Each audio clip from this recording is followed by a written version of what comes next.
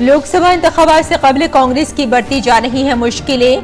Mahadev app मामले में छत्तीसगढ़ के साबिक वज़ीर आला भूपेश बघेल के खिलाफ FIR दर्ज। उत्तराखंड में भी लगा कांग्रेस को बड़ा झटका।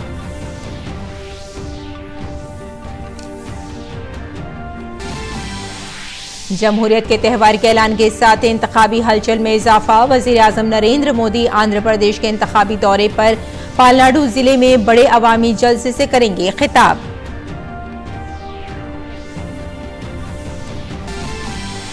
आम इंतखाबात के लिए सरगर्मियों में इजाफा। TDP और जनसेना जारी करें इंतखाबी मंशूर और इंडी इत्तेहाद का आज मुंबई में ताकत का मुजाहरा।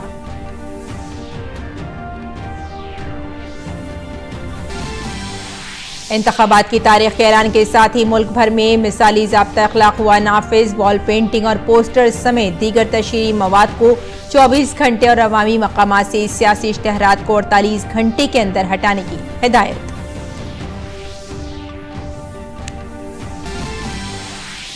दिल्ली शराब पॉलिसी मामले में ED ने अरविंद केजरीवाल को नवा समन भेजकर 21 मार्च को किया तलब। जल बोर्ड मनी लॉन्ड्रिंग मामले में भी केजरीवाल से कल पूछताछ। इस मामले पर बीजेपी केजरीवाल पर हमलावर।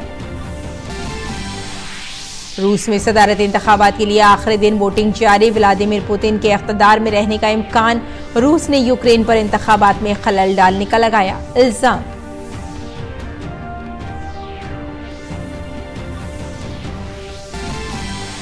और नई दिल्ली में आज खेला जाएगा विमेन प्रीमियर लीग का फाइनल मुकाबला। दिल्ली कैपिटल्स और रॉयल चैलेंजर्स बेंगलुरु के दरमियान खिताबी मुकाबला।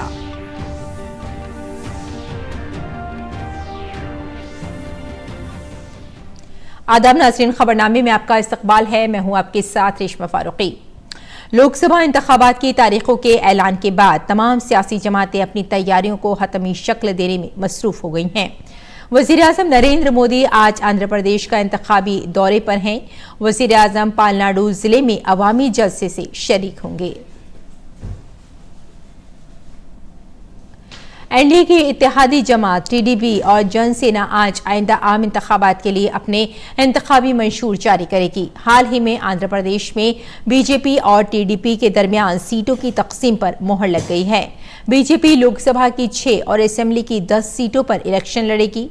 इसके अलावा TDP 17 लोकसभा और 144 असेंबली सीटों पर अपने उम्मीदवारों को उतारेगी। BJP और TDP के अलावा इत्तेहाद में शामिल रियासत की 2 लोकसभा सीटों और 21 असेंबली सीटों पर चुनाव लड़ेगी। मुंबई के शिवाजी पार्क में आज इंडी इत्तेहाद ताकत का मुजाहरा करेगा।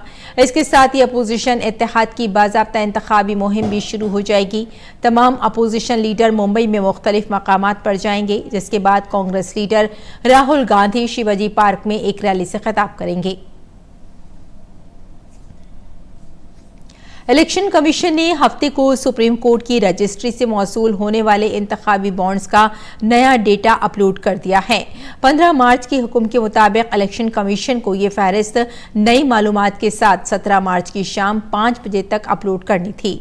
कमीशन ने ये डेटा रजिस्ट्री से डिजिटल शक्ल में एक पेन ड्राइव में हासिल किया था। नए दस्तावेजात में बॉन्ड की तारीख, जुमरा, बॉन्ड नंबर्स, जारी करने वाली स्टेट बैंक ऑफ इंडिया की ब्रांच, वसूल करने की तारीख और क्रेडिट की तारीख का डेटा दिखाया गया है। ये डेटा सुप्रीम कोर्ट को 2019 और 2023 में दिया गया था। इंतखाबी बॉन्ड्स की दुरुस्तगी पर समाअत के दौरान अदालत ने सियासी जमातों की जानिब से सितंबर 2023 तक मौसूल होने वाले अतियात के बारे में मालूमात तलब की थी। इलेक्शन कमीशन की तरफ से शेयर की गई मालूमात के मुताबिक DMK को 656.5 करोड़ रुपए मिले थे। इलेक्शन कमीशन ने 4 रियासतों में लोकसभा इंतखाबात और असेंबली इंतखाबात के ऐलान के बाद इंतखाबी ज़ाब्ता अखलाक के मौसर निफाज के लिए रहनुमा खतूत जारी किए हैं। इलेक्शन कमीशन ने काबीना सेक्रेटरी, तमाम रियासतों की चीफ सेक्रेटरियों और चीफ इलेक्टोरल अफसरान को खत लिखकर कहा है कि दीवार की पेंटिंग्स, पोस्टर्स, पम्फलेट्स और इस तरह के तमाम मवाद को 24 घंटे के अंदर हटा दिया जाए। रेलवे स्टेशन और बस अड्डों जैसे अवामी मकामात से सियासी इश्तिहारात वाले तमाम गैर मजाज पोस्टर्स, होर्डिंग्स और बैनर्स को 48 घंटों के अंदर हटा दिया जाए और निजी इमलाक पर दिखाए जाने वाले गैर मजाज सियासी इश्तिहारात को भी 72 घंटों में हटाना होगा। कमीशन ने वाज़ा किया है कि किसी भी सियासी जमात या उम्मीदवार की इंतखाबी मुहिम के लिए सरकारी गाड़ियों के इस्तेमाल पर मुकम्मल पाबंदी होगी। इलेक्ट्रॉनिक और प्रिंट मीडिया पर हुकूमत की कामयाबियों को उजागर करने वाले इश्तिहारात की इजाज़त नहीं होगी। चीफ इलेक्टोरल अफसर और डिस्ट्रिक्ट इलेक्शन अफसर ऐसे इश्तिहारात को रोकने के लिए फौरी कार्रवाई करेंगे।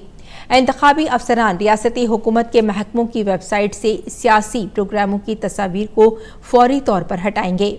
इलेक्शन कमीशन ने यह भी कहा है कि जिन रियासतों में असेंबली इंतखाबात होने वाले हैं वहां शिकायत के तस्फिया के लिए कॉल सेंटर कायम किया जा रहा है। वोटर्स में बेदारी लाने के लिए रेडियो, टीवी, सिनेमा और सरकारी चैनल्स के जरिए प्रोग्राम नश्र किए जा सकेंगे।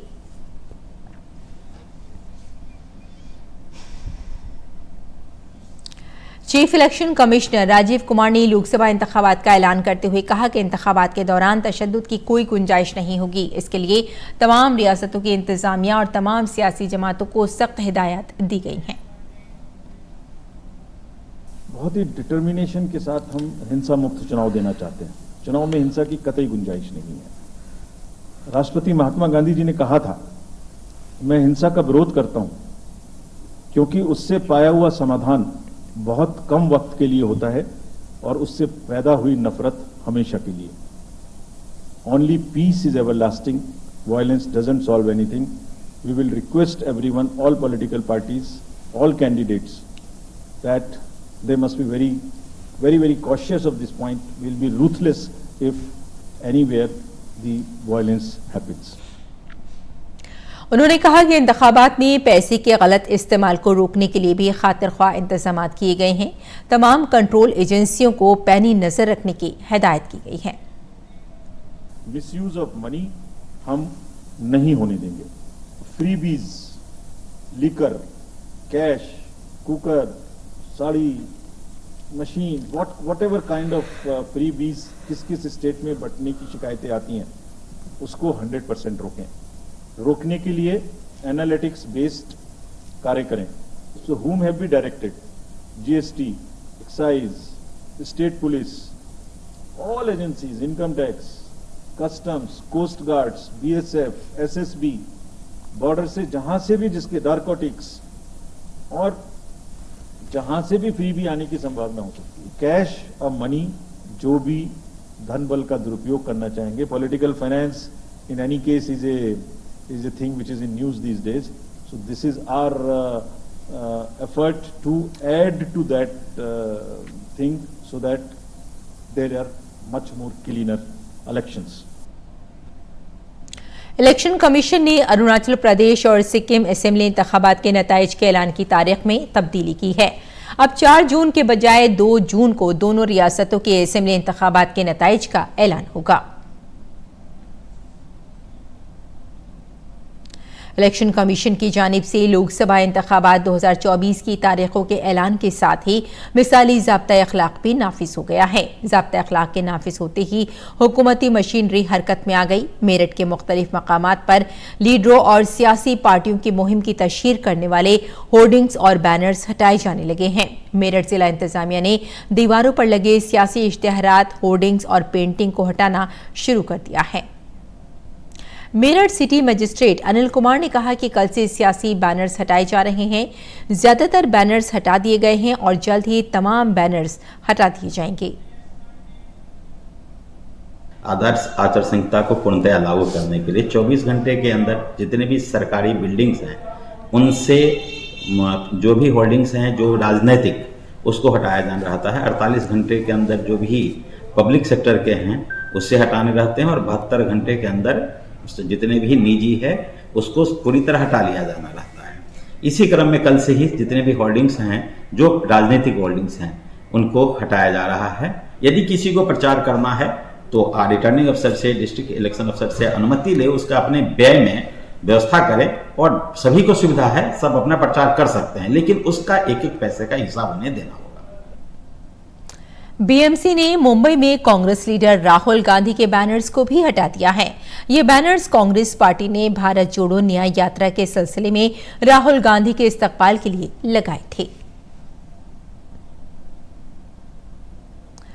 और कन्फेडरेशन ऑफ इंडियन इंडस्ट्री यानी CII के चीफ एग्जीक्यूटिव ऑफिसर्स ने आज मुंबई में भूटान की वजीर आजम शेरिंग टोब्गे से मुलाकात की। इस दौरान सियाहत, सेहत की देखभाल, काबिल तजदीद तवानाई, ज़राअत और स्मार्ट आबपशी समेत ताउन के अहम शोबों पर जोर देने के साथ साथ दोनों ममालिक के दरमियान इक़्तिसादी ताल्लुकात को मजीद मजबूत बनाने की सिमत में CII की जानिब से मुकम्मल ताउन की यकीन दहानी कराई गई। लोकसभा इंतखाबात से पहले छत्तीसगढ़ में कांग्रेस की मुश्किलें बढ़ती जा रही हैं। छत्तीसगढ़ के साबिक वज़ीर आला भूपेश बघेल के खिलाफ रायपुर के इक़्तिसादी जराइम विंग ने बड़ी कार्रवाई की है। इक़्तिसादी जराइम विंग ने महादेव ऐप केस में भूपेश बघेल के खिलाफ FIR दर्ज की है। भूपेश बघेल के अलावा कुल 19 नामजद समेत 21 लोगों के खिलाफ FIR दर्ज की गई है। ये मुकदमा IPC की दफा 120B, 34, 406, 420, 467, 468 और 471 के तहत दर्ज किया गया है। भूपेश बघेल और 21 दीगर के खिलाफ 4 मार्च को मुकदमा दर्ज किया गया था। भूपेश बघेल के खिलाफ पुलिस FIR में धोखाधड़ी, मुजरिम साजिश, खयानत और जालसाजी से मुतालिक IPC की मुख्तलिफ दफात और इंसदादी बदउनवानी एक्ट की दफा 7 और 11 के तहत इल्जाम लगाया गया है। लोकसभा इंतखाबात से पहले उत्तराखंड में कांग्रेस को बड़ा धचका लगा है। कांग्रेस के साबिक लीडर और बद्रीनाथ असेंबली सीट से रुकन असेंबली राजेंद्र भंडारी आज बीजेपी में शामिल हो गए हैं। दिल्ली में उत्तराखंड के वजीर आला पुष्कर सिंह धामी और मरकजी वजीर पीयूष गोयल की मौजूदगी में राजेंद्र भंडारी ने बीजेपी में शमूलियत इख्तियार की। इस मौके पर वजीर आला धामी ने कहा कि बीजेपी उत्तराखंड की तमाम 5 लोकसभा सीटें जीत रही है। उन्होंने कहा कि हम राजेंद्र भंडारी को दुनिया की सबसे बड़ी सियासी जमात में खुशामदीद कहते हैं। कांग्रेस पार्टी के जनरल सेक्रेटरी जयराम रमेश ने आज नई दिल्ली में एक प्रेस कॉन्फ्रेंस से खिताब किया और 2024 के इंतखाबात के लिए कांग्रेस पार्टी की हिकमत अमली के बारे में जानकारी दी। उन्होंने खवातीन, नौजवान, किसान, मजदूर और हिस्सेदारी न्याय की बात की। उन्होंने कहा कि हर न्याय के तहत कांग्रेस पार्टी 5 गारंटी दे रही है, जिसकी वजह से कांग्रेस पार्टी आवाम को 5 साल के लिए 25 गारंटी दे रही है। 5 न्याय: नारी न्याय, युवा न्याय, किसान न्याय, श्रमिक न्याय और हिस्सेदारी न्याय। और इन 5 न्याय को लेकर कांग्रेस अध्यक्ष मल्लिकार्जुन खड़गे जी और राहुल जी ने हर एक न्याय के संदर्भ में कांग्रेस पार्टी की 5 गारंटियां दी हैं। 2024 के चुनाव हम 5 साल के लिए जनादेश मांग रहे हैं। 5 न्याय के आधार पर, 25 गारंटियों के आधार पर।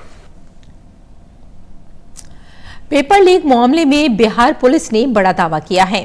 टीचर की बहाली के पेपर लीक केस में गिरफ्तार 313 में से 266 को ब्योर जेल भेज दिया गया है। बाकी लोगों को भी अदालती हिरासत में भेज दिया जाएगा।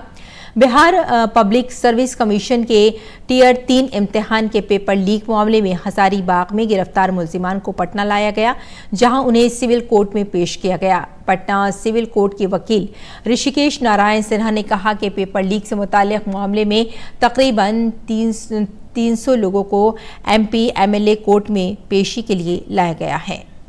यह केस दर्ज किया गया था टीचर बहाली वाला में, तो उसी से जुड़ा मैटर है और उसी संदर्भ में लगभग 400-500 व्यक्ति को अरेस्ट करके पुलिस ने आज लाई है यहाँ पर। और MP MLA कोर्ट में अभी प्रस्तुत किया गया है सभी लोगों को और इसके बाद सीधे यहाँ से प्रोसीडिंग के बाद सीधे यहाँ से जेल भेज दिया। और बीजेपी रहनुमा बांसुरी स्वराज ने दिल्ली के वजीर आला अरविंद केजरीवाल पर ईडी के सम्मन पर पेश न होने को कानून की खिलाफ वर्जी करार दिया है। उनका कहना है कि सम्मन आने पर वजीर आला को इसका एहतराम करते हुए पेश होना चाहिए। जब भी समन आते हैं पीएमएलए में तो कानूनी तौर पर ये अनिवार्य होता है कि आप उन समन्स का आदर करें। जब जब आप उन समन का निरादर करते हैं तो सेक्शन 174 ऑफ द आईपीसी में आप एक नया अपराध कर रहे हैं। अरविंद केजरीवाल जी जो माननीय मुख्यमंत्री हैं दिल्ली के, उन्होंने 8 समन्स का निरादर करा है। ये जो याचिका ईडी ने फाइल करी है कोर्ट में, ये केवल इसके लिए है कि 174 आईपीसी में अपराध बन रहा है अरविंद केजरीवाल जी के खिलाफ। इस प्रोसीडिंग का कोई लेना देना नहीं है इस बात से कि ईडी का समन लीगल है या इल्लीगल है। दिल्ली के वजीर आला अरविंद केजरीवाल को ईडी की तरफ से जारी करदा नवे सम्मन पर बीजेपी के रुकन पार्लियामेंट मनोज तिवारी ने कहा कि ऐसा लगता है कि अरविंद केजरीवाल ने हर शोबे में बदनुमानी की है। उनका कहना है कि यही वजह है कि आज लोग आम आदमी पार्टी को छोड़ रहे हैं। नौवां सम्मन जाना और जल बोर्ड घोटाले का एक नया केस खुल जाना, ऐसा लगता है कि अरविंद केजरीवाल का हर विभाग में जहां हाथ रखिए वहीं भयानक घोटाला हो रखा है। और शायद यही कारण है कि आज दिल्ली के लगभग 200 लोग श्रीधर शर्मा जी के नेतृत्व में आज हमारे विधानसभा के, उनके आम आदमी पार्टी के वार्ड अध्यक्ष, विधानसभा अध्यक्ष, ये प्रांत के ज्वाइंट सेक्रेटरी, ये सभी लोग आज भारतीय जनता पार्टी ज्वाइन कर रहे हैं। और प्रतिदिन सवेरे 10, 12, 15, 20, 100, 200 लोग आम आदमी पार्टी छोड़ के बीजेपी क्यों ज्वाइन कर रहे हैं। और दिल्ली जल बोर्ड मनी लॉन्ड्रिंग मामले में एनफोर्समेंट डायरेक्टोरेट ने दिल्ली के वजीर आला अरविंद केजरीवाल को पूछताछ के लिए 18 मार्च को तलब किया है। बीजेपी लीडर शिवराज सिंह चौहान ने कांग्रेस लीडर राहुल गांधी को निशाना बनाते हुए कहा कि उनकी क़यादत में कांग्रेस को मुसलसल शिकस्त का सामना है। उन्होंने राहुल गांधी की सियासी समझबूझ पर भी सवाल उठाए हैं। शिवराज सिंह ने कहा कि राहुल गांधी इस वक्त सफर करते हैं जब उन्हें इंतखाबी मुहिम चलानी चाहिए। जब उन्हें सफर करना चाहिए तो वो बैरूनी मुल्क घूमते हैं और बाद में जब वो हार जाते हैं तो वो ईवीएम का नारा लगाते हैं। राहुल गांधी जी तो ऐसे कप्तान हैं जिनको ये पता ही नहीं कि कब क्या करना चाहिए। जब उन्हें चुनाव की तैयारी करना चाहिए तो वो यात्रा करते हैं, जब यात्रा करना चाहिए तो विदेश में छुट्टी मनाते हैं और चुनाव में हारने के बाद ईवीएम चिल्लाते हैं। और सेंट्रल ब्यूरो ऑफ इन्वेस्टिगेशन ने ईडी टीम पर हमले के मामले में शाहजहां शेख के भाई शेख आलमगीर और 2 दीगर मुलजिमीन मुफज्जर मुल्ला और सिराज मुल्ला को बशीरहाट सब डिविजनल अदालत में पेश किया, जिसके बाद सीबीआई ने तीनों मुलजिमीन को हिरासत में ले लिया है। दोनों को कल देर शाम सीबीआई ने गिरफ्तार किया था। नेशनल इन्वेस्टिगेशन एजेंसी ने पुणे में ISIS मॉड्यूल केस में दहशतगर्दों की 4 गैर मनकूला जायदादों को जब्त किया है। पुणे में जब्त किए गए असासों का ताल्लुक 11 मुलजिमान से है, जिनमें 3 मफरूर भी शामिल हैं। उनका इस्तेमाल IEDs बनाने और दहशतगर्दी के वाक़यात की मनसूबाबंदी के लिए किया जा रहा था। NIA इस मामले में तमाम 11 लोगों के खिलाफ पहले ही चार्जशीट दाखिल कर चुकी है।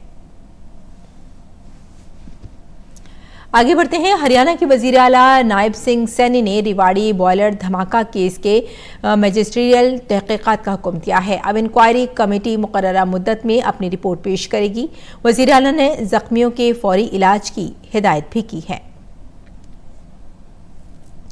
जम्मू कश्मीर में शदीद बर्फबारी की वजह से बर्फानी तोदे गिरने का सिलसिला जारी है। कश्मीर के बांदीपुरा जिले में बर्फानी तोदा गिर गया है, जिसकी वजह से बांदीपुरा गुरेज सेक्टर बंद कर दी गई है।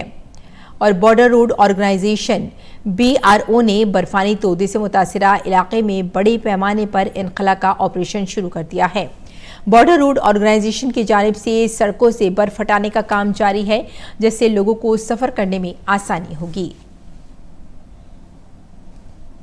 और गजा में फाका कशी के खतरे के दरमियान इसराइल ने आज हमास के साथ जंगबंदी मुज़ाकरात दोबारा शुरू करने का इशारा दिया है। कतर में मौजूद इसराइली खुफिया एजेंसी के सरबराह डेविड बार्निया ने कतरी वज़ीर आज़म और मिस्री हुक्काम से मुलाकात के बाद इस बात का अंदिया दिया।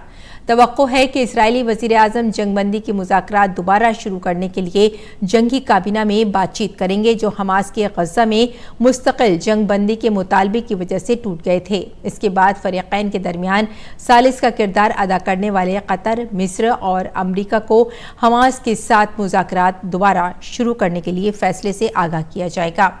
इधर गजा में जारी जंग में इस्राएली फौज ने ताज़ा कार्रवाई में हमास के 15 जंगजुओं को हलाक करने का दावा किया है।